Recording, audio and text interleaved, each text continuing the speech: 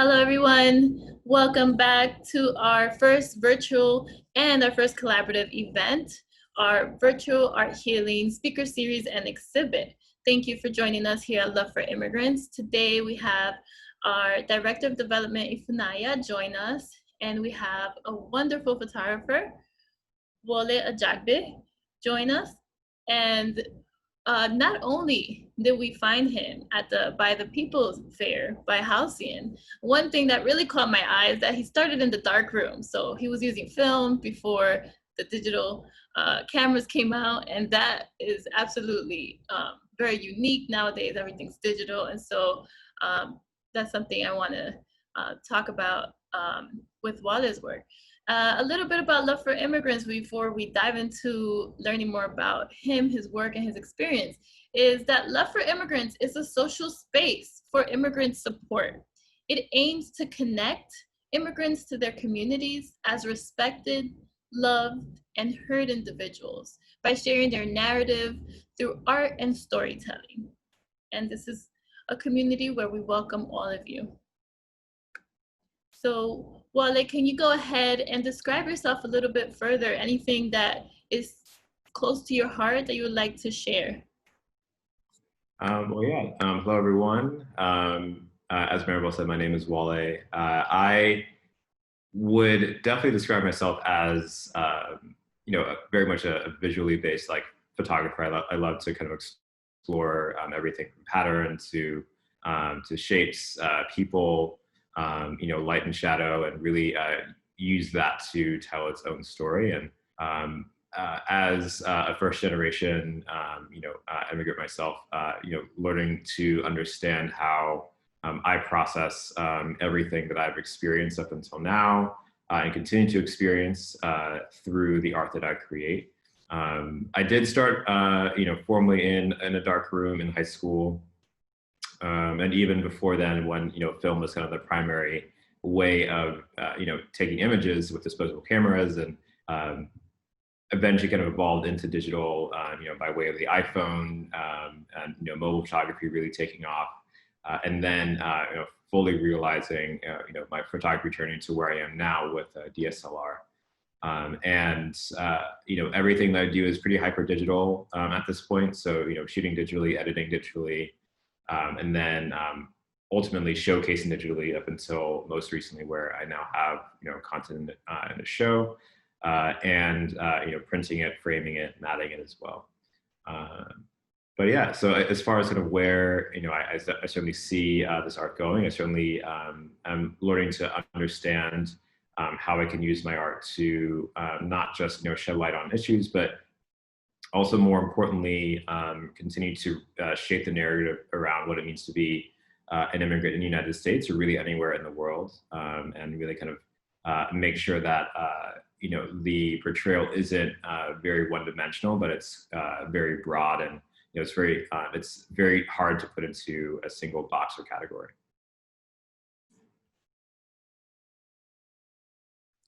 Awesome. Thank you, Wale, for that. You really did, give us a good amount of description about you yourself and some of the technical methodologies that you use with your photography. So the next few questions are going to mainly focus on your work and also your experience. And the one thing I do want to ask, you shared with us that some of your work, that some of the things we can find in your work involve authenticity and serenity, among other things. Would you mind discussing this just a little bit further? For sure. I'll start with serenity first, in the sense that for me, photography is a very emotional experience. And so I try to make sure that kind of the way that I feel inside is directly reflected in the images that I have, that I ultimately kind of put out into the world. And I can't say that I'm always a serene person. I think every human kind of experiences a wave of emotions, but more specifically, I find that I can be a pretty even-keeled person most of the time, and I do try to appeal to this very calm environment. I'm not really one who is a fan of like large gatherings or like kind of always being out and about. I've always kind of enjoyed having those quiet moments where I can kind of both personally heal and recharge before I kind of go back out in the world again. And so I do find that that's usually when I do most of my work, whether it be kind of planning out a shoot or editing a shoot. And when I work with someone, usually it's kind of with one person with a lot of wide open space. And so, we try to, time it so that the lighting is a little bit softer and, usually during like golden hour, like early in the morning. And so that really all lends to this serene feel or this sense of calm that you can find in the images, almost like the stillness, kind of this emotion or trying to think of the right word here, but kind of the singular moment, captured in time, right? It's almost like, if you have like those figures that are, captured in like amber or, plexiglass, right? You kind of like look at it from all these different angles. That's kind of the type of work that I like to create. And so it kind of has that same serene quality.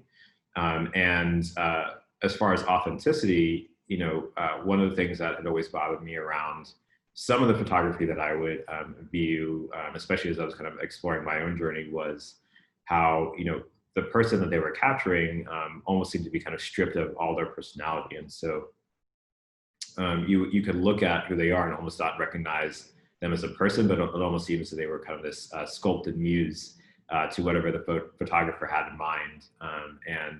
I knew early on that I wanted to make sure that, if I am collaborating with an artist on the other side of the lens, that their personality should come through just as much as I want my personality to come through, even though they can't actually see me. And so I do that in terms of looking at the angles that I shoot at. So I usually try to either kind of shoot straight on or at a slightly lower angle, kind of providing a more empowering look, or unless of course like the shot calls for something else. I also try to work with a relatively muted color palette, so colors that really match what you would see in the real world. And then usually I try to remain as authentic to the setting as possible. So if we shoot at sunrise or sunset, maintaining those same golden tones. If we shoot in these dark spaces, making sure that you can still kind of see some of the detail in the shadows, but ultimately you can tell that it's a very kind of dark environment. And so these are all things that I try to make sure of, and I don't really direct expression. Like I don't really tell people to either like scowl or smile. I may tell them to kind of like turn a certain way or pose a certain way, but in a way that still kind of feels comfortable to them. So from speaking again on authenticity, I do try to preserve that in a few different ways. So of course, I look at, when did we actually, when the photo shoot take place, right? So if it took place in, sunrise or in your sunset, really preserving those golden tones, allowing, whoever I work with to, fill that space with, their personality through, the clothes that, the wardrobe that we identify. We may come together with a concept, and at the end of the day, they really get to choose the pieces that they feel truly comfortable in. And then, as I go through, each photo session, one of the key things that I make sure of is that, I provide as little directness as possible. I may tell them to kind of like stand a certain way or look a certain way, but, I'll never really try to direct expression. I really want them to fill that with their genuine emotion, and, what truly comes out is, what's who they are as a person. And so if I can safely say that I accomplish these things and people truly feel comfortable, being themselves in front of the lens, I'm happy with that. That's really what I feel successful in after a shoot. And, that very much that kind of lends to, preserving that authentic look and feel. So that way, at the end of the day, you can still recognize the person on the other end. I think one of the funny telltale signs, especially as I continue to showcase my work primarily on social media, is how many people, I would, provide, photos for, and very, very shortly after, not only would they share it for themselves, but more specifically, they would end up using it as, their profile photo. You know, and especially in this digital age where, you know, so much of what we do is about online representation, you know, I always found it to be very much an honor to uh, essentially have my work be chosen as a way that they see themselves and represent themselves to the world. Thank you for that, Wale. I was just going to share a quick comment. I love that you focus on bringing the people who you're photographing through in that authentic way. For me, it really it shows that you're being compassionate and acknowledging their humanness. Because I used to be on the other side of the camera and working with different. Photographers, that was always something that I had issue with, because as an artist myself, I would always feel that, you know, I didn't get a chance to express myself. So I think that's very important, and very mindful that that's how you choose to work. So thank you. Thank you. Honestly, I am sad that that was your experience, but but it does mean a lot to have that approach validated, just because I know that it's not as common, and you hear it, and I'm sure that you've had a chance to, you know, vocalize it as well. But you know, you hear it when those experiences are, you know, when those emotions aren't really addressed, and you know, at the end of the day, if you really do feel happy with what you created, you know, especially with it being a partnership, because it really is a partnership. I really hear you say that many of the experiences you've had with photography and that people can get from this is a practice of empathy in many ways, and of, you know, really understanding people. So with that idea of understanding people, I'll go with my next question, which is, you discuss in the application this philosophy of yours of portraying people as people first, as opposed to fitting them in a prefabricated narrative. Can you discuss that and elaborate a little bit? Yeah. You know, I would say this, it's kind of almost a direct line, you know, back to the authenticity that I try to have in each image. And then the sense that at the end of the day, you know, immigration is at its most basic form kind of directed by, you know, where you started and where you've ended up, right? Kind of, it's this description of this transiency. And so, you know, I feel that, of course, in order to even begin that process, whether it be, you know, by choice or not, you know, the fact is you are still a person, you know, regardless of where you are in that state of motion, right? Whether you're at the point of origin, you've had a chance to go back, you're currently in, you know, a new country, or, you know, a new place, right? And so I think to only view someone as their journey from one place to the other, I feel it doesn't really allow their full personality to come through, right? It's certainly an aspect of the story. It's a really important aspect of the story, but it's not the whole story. And so that's why I always try to go for people first, because, you know, even for me as, you know, a child of two parents who both emigrated back in the mid 80s, you know, I learned very early on that, you know, where I kind of stood was kind of between, you know, quote unquote, classic American culture and Nigerian culture. And I had to then decide, okay, well, what do I truly personally embody for myself? Knowing that, you know, that wasn't going to, you know, fully fit as a perfect puzzle piece in either one. And so, you know, I wanted to make sure that, you know, if, especially as I represent myself as an artist, that, you know, I'm not trying to, you know, I'm not trying to kind of fit a certain narrative just so I can kind of get a certain audience, but I can truly assert myself as who I am and see myself fully in my work, and people get to know me through the work that I put out there.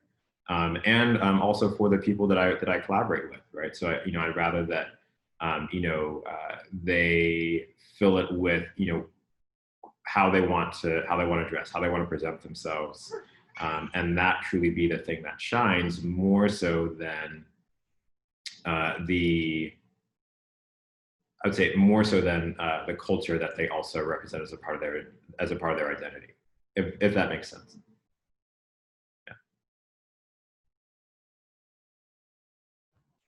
That's beautiful. We're gonna have Sanaya ask a couple more questions. Yeah, we just have a few more questions here before we wrap up.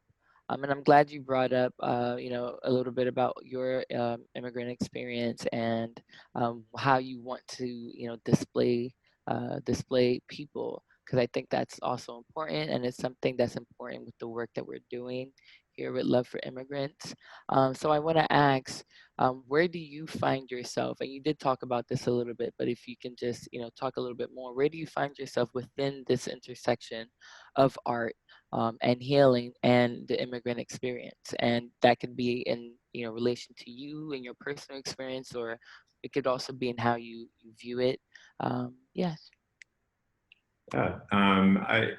Yeah, there's a lot in that question. I would say, especially looking at the intersection, I kind of want to start with healing first because I would say that's currently where I am, in terms of not just with, the wake of like the current like uprising, especially around, challenging systemic racism, challenging, these tools of both, colonization and oppression that have, been present long before we even, made our way to this planet. But um, I would say that in its current form, I think it's taken on a whole new wave on, social media alone.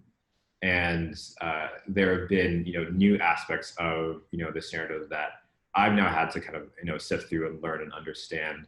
One of the key pieces of this being, as an immigrant, not being able to fully understand the Black experience as, it's traditionally defined, right? In the sense that, the Black American is very different in terms of trauma from, the trauma that, our parents experienced emigrating from one country to the other, right? It's not to say that there wasn't trauma, it's just very different, right? So, so my father grew up, when Nigeria wasn't necessarily a formally recognized country, right? It was still an occupied territory, an occupied colony. My mom was born a year after Nigeria gained its independence, right? So, you're growing up in this very young country, and you're growing up with, a defeated empire that's dissolving, and ultimately you have these colonizers who are still present in your country who are, still providing and moving out, but providing this infrastructure, but they still feel that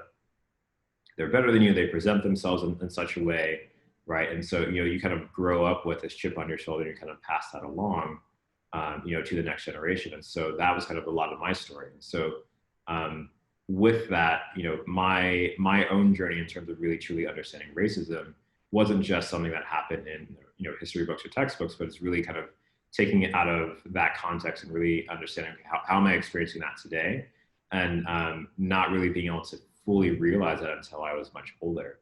And now, I think into the present day, it's now become a mode of collective responsibility, right? I think that we've started to, see Black really be now defined as everyone that kind of really fits within the African diaspora, which is, I think, amazing. But I think now kind of calls together a new series of actions that mean, okay, well, I'm now then collectively responsible for not just understanding my history and sharing that, but also understanding yours and empathizing with that. And then, of course, representing that and knowing that, unfortunately, people still see me as, by the color of my skin first, but also understanding that because they see me by the color of my skin, I know that I need to represent myself well. So that way, I'm continuing to challenge those stereotypes, challenge those, I would say dangerous narratives that, can dehumanize anyone who honestly looks like me. So in that, I found that the way that I can communicate that is by, taking the work that I'm currently doing and really presenting it through this new challenge and this new responsibility. Understanding that, okay, I can now add my voice to like this growing conversation, but in a way that's still unique to me. So, I started to explore or re-explore, poetry in terms of how that works directly. It goes hand in hand with images. I posted two, on my Instagram pages, which is really where I showcase a lot of my work. The first one in the series was very much around communicating not just anger, but I think a really kind of a focus in terms of the type of, um, frustration that I felt. Putting it out there and seeing such a response meant that, I'd very much kind of struck a nerve with a lot of people. And it was great, kind of experiencing that moment of solidarity, especially in such a virtual environment where we're all kind of disconnected, and we're also all isolated in our different homes. And the second, post in there, was more so kind of a series of quotes that I was able to kind of source out of the research that I've been doing personally as I kind of sift through all this new information that's coming out, all these new, terms around the abolition movement and really what that means, going well beyond, defunding police into really understanding, okay, well, if you truly invest in, services that really reflect, how precious, life is, like what does that really mean for our communities, right? And so really understanding that and being able to reflect, hey, these are some of the points of interest that I'm finding that are important to me as I kind of go on this transition. And then that final piece, that final poem was really then kind of reflection on where I'd end up after kind of going through this process of understanding and on trying to learn more and trying to really, again, kind of participate in like the larger Black with a capital B culture. And really, putting out a prayer for, the future ahead, and, really understanding and making sure I could underscore how important it is that people understand that, this future feels so fragile. And, it stands, on,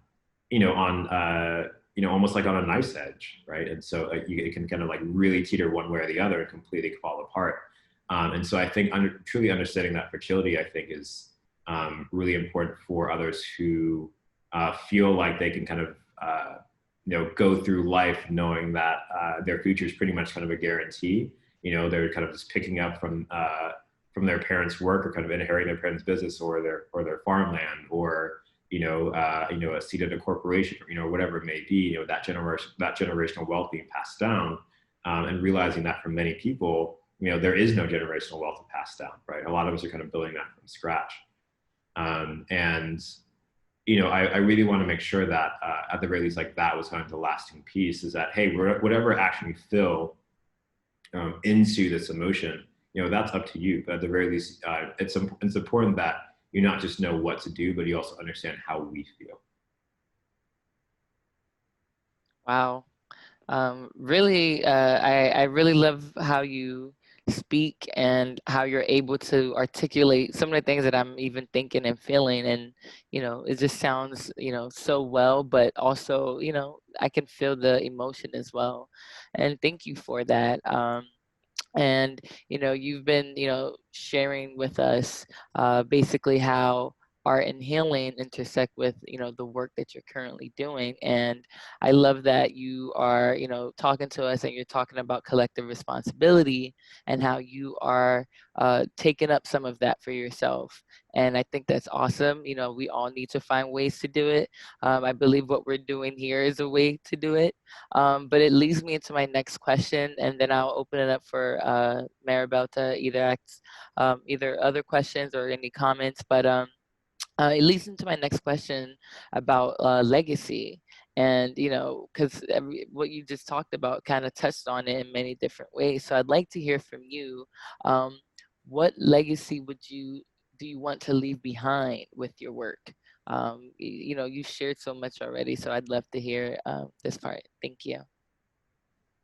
Thank you for the question, and I appreciate your insight on it as well. It is something that I continue to think about, not just from a healing perspective, but also from legacy perspective, because I think legacy implies not just like looking forward, but also looking back. And I'll admit that at this stage of the photography journey, so much of it has been this immediacy that I haven't even been able to process, what my photography journey looks like, 10 years from now.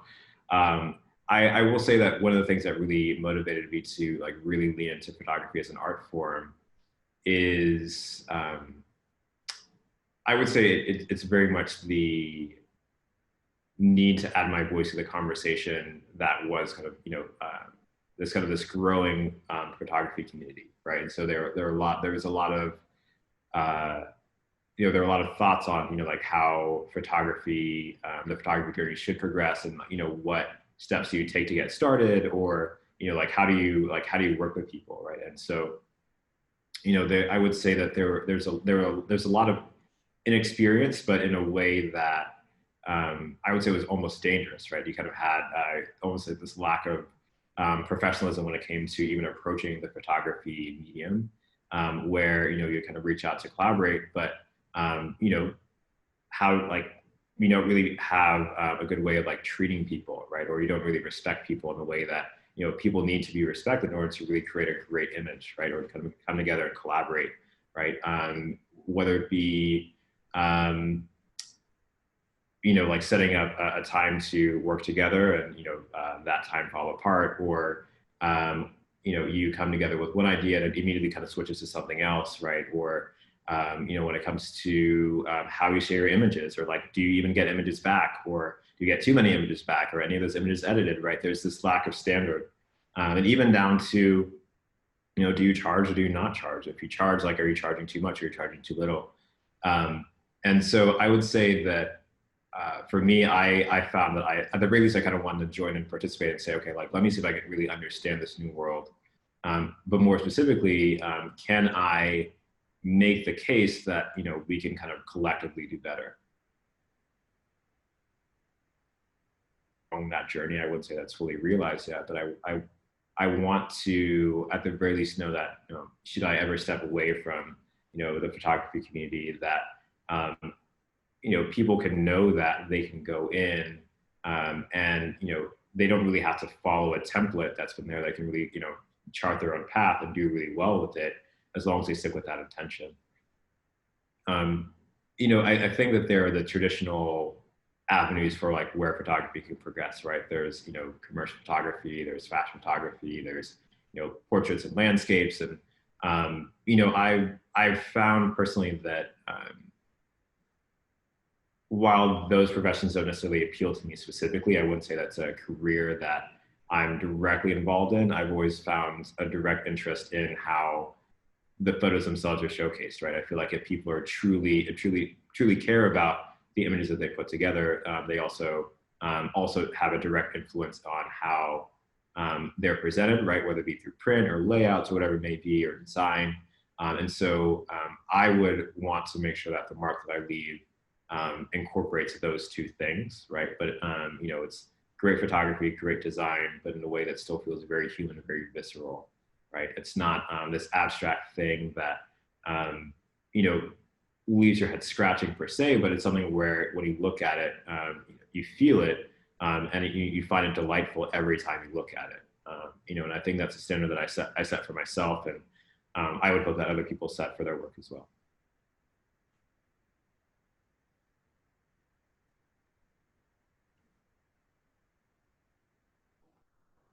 Maribel, did you have any other questions? Any last questions?